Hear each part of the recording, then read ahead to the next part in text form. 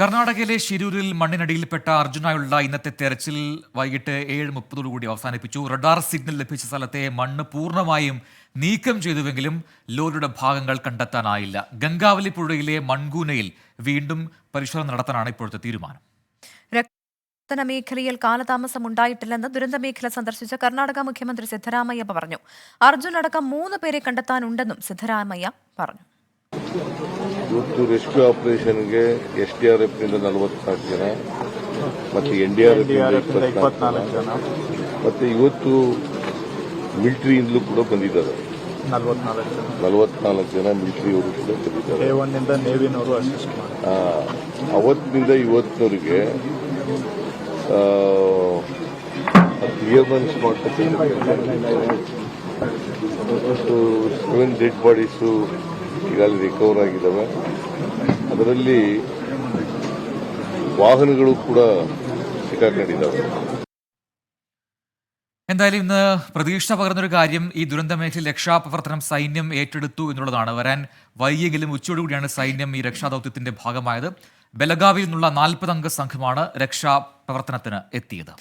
അരുൺ പാറയ്ക്കൽ ചേരുന്നുണ്ട് ഷിരൂരിൽ നിന്ന് കൂടുതൽ വിശദാംശങ്ങളുമായി. അരുൺ, നമ്മൾ ഏറെ ആകാംക്ഷയോടെ പ്രതീക്ഷയോടെയൊക്കെ കാത്തിരിക്കുകയായിരുന്നു. ഈ സിഗ്നൽ ലഭിച്ച സ്ഥലത്ത് മണ്ണ് നീക്കം ചെയ്യുമ്പോൾ അവിടെ ലോറി ഉണ്ടാകും, ലോറിക്കകത്ത് അർജുൻ ഉണ്ടാകുമെന്ന്. പക്ഷേ നിർഭാഗ്യവശാൽ അതല്ല ഇന്ന് സംഭവിച്ചത്. അവിടെ ലോറി കണ്ടെത്താനായില്ല. തിരച്ചിൽ ഇനി അത് ഏത് ദിശയിലാകും? ഗംഗാവലി നദി കേന്ദ്രീകരിച്ചാകുമോ ഇനി തിരച്ചിൽ? എങ്ങനെയാകും? പ്രജിൻ, ഈ ഒരു ഭാഗത്തെ, അതായത് ഈ ഷിരൂർ ഭാഗത്തെ ഈ മണ്ണ് നീക്കം ചെയ്യുക എന്നത് അത്രത്തോളം എളുപ്പമുള്ള ഒരു പണിയല്ല. വളരെ ശ്രമകരമായ ഒരു ദൗത്യമാണ്, ദുഷ്കരമായ പ്രവൃത്തിയാണ്. അതായത് ഏറ്റവും കൂടുതൽ അവിടെ ഈ കാലാവസ്ഥ പ്രതികൂലമായി ബാധിക്കുന്ന ഒരു സ്ഥലം കൂടിയാണ്. ഒപ്പം ഈ മണ്ണൊലിപ്പ് ഇപ്പോഴും തുടരുന്നുണ്ട്. അത് മാത്രമല്ല, ഈ കർണാടക ഉൾവനത്തിലൊക്കെ വലിയ തോതിലുള്ള മഴയുണ്ട്.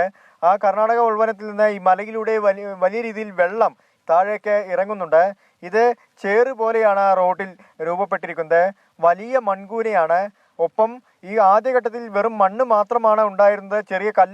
ചെറിയ കല്ലുകൾ മാത്രമേ ഈ ഇതിനുള്ളിൽ ഉണ്ടാവൂ എന്നുള്ളൊരു പ്രതീക്ഷയായിരുന്നു ഈ ദൗത്യ സംഘത്തിനുണ്ടായിരുന്നത്. പക്ഷേ മുകൾ ഭാഗത്തെ മണ്ണൊക്കെ നീക്കിയപ്പോൾ താഴെയൊക്കെ വലിയ പാറക്കല്ലുകളാണ്. ആ പാറക്കല്ലുകൾ പൊട്ടിച്ച ശേഷം മാത്രമേ ഇനി ദൗത്യം പുനരാരംഭിക്കാൻ സാധിക്കൂ. അതിനടിയിൽ വാഹനം പെട്ടിട്ടുണ്ടോ എന്ന് പരിശോധിക്കണം. ഈ റഡാർ ലൊക്കേഷൻ കണ്ടെത്തിയ ആദ്യത്തെ ആ കേന്ദ്രത്തിൽ, ആ 70% സ്ഥിരീകരിച്ച ആ കേന്ദ്രത്തിലെ മണ്ണ് ഏകദേശമൊക്കെ മാറ്റിക്കഴിഞ്ഞു. പക്ഷേ ആ പ്രദേശത്ത് ഈ വാഹനം കണ്ടെത്താൻ സാധിച്ചിട്ടില്ല. പകരം അവിടെ ഒരു കർവാണ്, ആ പ്രദേശം ഒരു കർവാണ്. ആ കർവിലാണ് ഈ വാഹനങ്ങളൊക്കെ തന്നെ പാർക്ക് ചെയ്ത് ഈ ഡ്രൈവർമാരൊക്കെ വിശ്രമിച്ചിരുന്നത്. ആ വശത്താണോ വാഹനം പാർക്ക് ചെയ്തത് എന്ന് കൃത്യമായി ഒരു പരിശോധന നടത്തണം.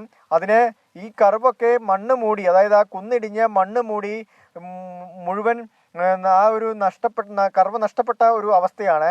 ഇനി ആദ്യം ഈ മണ്ണൊക്കെ അവിടെ നിന്ന് നീക്കം ചെയ്യണം. അതിന് ഈ വലിയ പാറക്കല്ലുകളൊക്കെ പൊട്ടിക്കണം. ഇന്നെന്തായാലും കർണാടക മുഖ്യമന്ത്രി സിദ്ധരാമയ്യ സ്ഥലം സന്ദർശിച്ചിരുന്നു, റവന്യൂ മന്ത്രി സന്ദർശിച്ചിരുന്നു. ഈ ദൗത്യത്തിന്, അല്ലെങ്കിൽ ഈ ദുരന്തം നടന്ന സമയത്ത് അതിന് ഈ തെരച്ചിൽ നടത്തുന്നതിനും മറ്റ് രക്ഷാപ്രവർത്തനം നടത്തുന്നതിനും വൈകിയില്ല എന്നാണ് കർണാടക മുഖ്യമന്ത്രി ഇന്ന് അവകാശപ്പെട്ടത്. എന്തായാലും പ്രവർത്തനം ഇപ്പോഴും നടന്നുകൊണ്ടിരിക്കുകയാണ്. ഏറെ ആശ്വാസം നൽകുന്ന ഒരു കാര്യം, ഇന്നിപ്പോൾ സൈന്യം ഉച്ചയ്ക്ക് 2 മണിയോടുകൂടി തെരച്ചിലിന് എത്തി. സൈന്യം ആദ്യഘട്ടത്തിൽ പരിശോധനയൊക്കെ പൂർത്തിയാക്കി തെരച്ചിൽ ആരംഭിച്ചു. ഇനി നാളെ 6 മണിക്കായിരിക്കും ഈ തെരച്ചിൽ തുടരുക. രാത്രി ഈ തെരച്ചിൽ രക്ഷാപ്രവർത്തനം നടത്താത്തതിൻ്റെ പ്രധാനപ്പെട്ട കാരണം ഈ പ്രദേശം ഇരുട്ടാണ്. ഒപ്പം അപകട സാധ്യത കൂടിയുണ്ട്. ഈ മണ്ണിലൂടെ മലയിൽ നിന്ന് വെള്ളം ഇപ്പോഴും ഒലിച്ചിറങ്ങുകയാണ്. ഒരുപക്ഷെ എന്തെങ്കിലും രീതിയിൽ വീണ്ടും ഒരു ലാൻഡ് സ്ലൈഡ് സംഭവിക്കുകയാണെങ്കിൽ ഈ ദുരന്ത നിവാരണ പ്രവർത്തനങ്ങളിൽ രക്ഷാദൗത്യത്തിൽ ഏർപ്പെട്ട ആളുകൾ പോലും അപകടത്തിൽപ്പെടുന്ന ഒരു സാഹചര്യം ഉണ്ടാകും. അങ്ങനെ ഒരു സാഹചര്യം ഉണ്ടായിക്കഴിഞ്ഞാൽ ഇപ്പോൾ നടക്കുന്ന ഈ തെരച്ചിൽ പോലും അത് അവസാനിക്കും. എന്തായാലും അർജുനെ ആ മണ്ണിനടിയിൽ കുടുങ്ങിയ ചെറുപ്പക്കാരൻ മാത്രമല്ല, ഇനിയും ഒരുപാട് ആളുകൾ ആ മണ്ണിനടിയിൽ കുടുങ്ങിയിട്ടുണ്ട് എന്നൊരു നിഗമനം ഈ ദൗത്യസംഘത്തിനുണ്ട്. അതുകൊണ്ട് എല്ലാവരെയും മണ്ണിന് പുറത്തെത്തിക്കണം എന്ന ഒരൊറ്റ ലക്ഷ്യം മാത്രം മുൻനിർത്തിയാണ് ഇപ്പോൾ ഈ തെരച്ചിലൊക്കെ അരുണൻ, ഇപ്പോൾ ഈ ദൗത്യത്തിലുള്ള വെല്ലുവിളി പ്രധാനമായും എന്താണ്? ഈ മൺകൂൻ, അതായത് ഈ ഗംഗാവലി പുഴയിലേക്ക് വീണ ആ കുന്നിന്റെ ഒരു വലിയ ഭാഗം, അത് വലിയൊരു മൺകൂനയാണെന്ന് തന്നെ പറയാം. അതിന്റെ കുറച്ച് ഭാഗം ആ നദിക്ക് മുകളിലേക്ക് നമുക്ക് കാണാൻ കഴിയുന്ന രീതിയിൽ തന്നെയുമാണ്. അപ്പോൾ അതിൽ പെട്ടിട്ടുണ്ടോ വാഹനം എന്നൊരു സംശയം ബലപ്പെട്ടിട്ടുണ്ടല്ലോ. അപ്പോൾ അതിലേക്ക് ഇറങ്ങിയിട്ടുള്ള പരിശോധന ഏത് രീതിയിലാണ്? അതിനെക്കുറിച്ച് എന്തെങ്കിലും ഈ ദൗത്യസംഘം ഇന്ന് വിവരങ്ങൾ നൽകിയോ?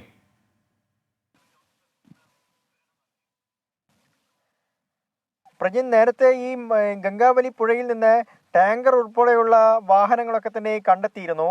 പക്ഷേ അങ്ങനെ ഏതെങ്കിലും തരത്തിൽ ഈ അർജുൻ ഉപയോഗിച്ച വാഹനം, കോഴിക്കോട് കക്കോടി സ്വദേശി അർജുൻ ഉപയോഗിച്ച വാഹനം ആ പുഴയിൽ പെട്ടിട്ടുണ്ടെങ്കിൽ എങ്ങനെയാണ് ഈ മൊബൈൽ ഫോൺ റിംഗ് ചെയ്തത്, എങ്ങനെയാണ് ഈ വാഹനത്തിന്റെ GPS പ്രവർത്തിച്ചത്, എങ്ങനെയാണ് ഈ വാഹനം സ്റ്റാർട്ടായത് എന്നതൊക്കെ ഒരു ചോദ്യചിഹ്നമായി തന്നെ നിലനിൽക്കുകയാണ്. വെള്ളത്തിനടിയിലുള്ള ഒരു മൊബൈൽ ഫോൺ ഒരിക്കലും പ്രവർത്തനക്ഷമമാവില്ല എന്ന് ഈ ദുരന്ത നിവാരണത്തിൽ ഏർപ്പെട്ടിരിക്കുന്ന ആളുകൾ പറയുന്നത്, ദൗത്യസംഘത്തിലുള്ളവർ പറയുന്നുണ്ട്. അതുകൊണ്ട് തന്നെ ഈ അർജുന്റെ വാഹനവും അർജുനും ഈ മണ്ണിനടിയിൽ തന്നെ ഉണ്ടാവും. അതൊരു പക്ഷേ ഈ GPS ലൊക്കേഷൻ അല്ലെങ്കിൽ റഡാർ ലൊക്കേഷൻ സ്ഥിരീകരിച്ച ആ സ്ഥലത്ത് മാത്രമല്ല, പ്രത്യേകിച്ച് ഈ റഡാർ സംവിധാനമൊക്കെ പ്രവർത്തിപ്പിക്കുമ്പോൾ ഈ ഒരു ഡ്രൈ സോയിലാണ് കൃത്യമായി ഈ റഡാർ ലൊക്കേഷൻ കണ്ടെത്താൻ സാധിക്കൂ. ഇതിപ്പോൾ നനഞ്ഞ മണ്ണാണ്, ഒരു ചേറ് പോലെ കുഴഞ്ഞു കിടക്കുന്ന ഒരു മണ്ണാണ്. അവിടെ ഈ റഡാർ ലൊക്കേഷൻ ചിലപ്പോൾ കാര്യക്ഷമമായി പ്രവർത്തിക്കില്ല. കൃത്യമായ ഒരു ലൊക്കേഷൻ കണ്ടെത്താൻ സാധിച്ചു എന്ന് വരില്ല. ചിലപ്പോൾ കുറച്ച് മാറ്റങ്ങൾ ഉണ്ടാവും. അതുകൊണ്ട് തന്നെ ഈ കർവ് ഉണ്ടായിരുന്ന ആ ഭാഗത്താണോ, വാഹനങ്ങളുടെ പാർക്കിംഗ് ഏരിയ ഉണ്ടായിരുന്ന ആ പ്രദേശത്താണോ ഈ അർജുൻ വാഹനം നിർത്തിയത് എന്നൊരു സംശയം ഇപ്പോൾ ദൗത്യസംഘത്തിനുണ്ട്. ശരി, അത് നമുക്ക് അന്വേഷിക്കേണ്ടതുണ്ട്. തുടരുക അരുൺ. ഇപ്പോൾ